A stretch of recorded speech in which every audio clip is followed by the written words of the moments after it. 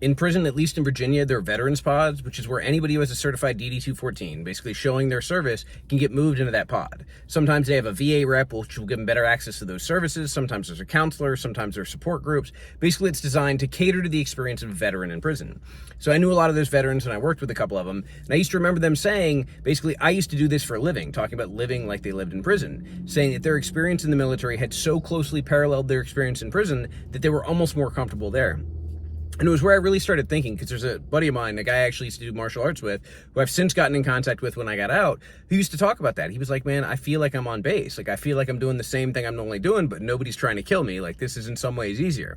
And those veterans pods could be really good. They could also be really bad. Like, a lot of time there was like backbiting. There was kind of like argument over rank and history and where people came from, and especially what kind of mode of service they had.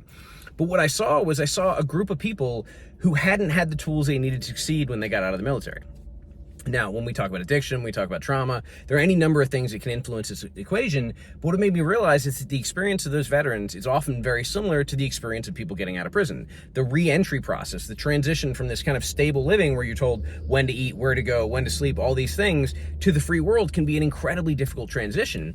And that's why I like the idea of working with veterans and prisoners together, because generally people get out of the armed forces and they have some kind of structure, right? They tend to do better, although unfortunately the rates of homelessness and suicide and other things are incredibly high, which is where I think, hopefully the VA or military services can come in.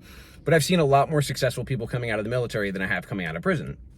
And so, whereas one is an honorable thing, like people sign up to the military for an honorable reason or to get out of their small town or for whatever reason, it wasn't like they committed a crime to get in there, right? So there's no parallel in the kind of going into it. But if the experience going out is similar, what I found is that veterans seem to help each other and it helped themselves in the process. So the idea of VFWs, where people, served in overseas conflict, get together, and yeah, sure, they get together and drink or do whatever they do, but there's something that comes out of that. There's a service to others that serves themselves. And so I like the idea of pairing prisoners and veterans, because one of the problems for prisoners is that they often feel like they don't have any hope. They feel like they don't have any agency. They feel like they can't do good in the world. So if they were in a position where they could help somebody else, it often changes their, kind of experience of themselves. They can begin to see their own potential, their own possibilities in a way that they may not have before.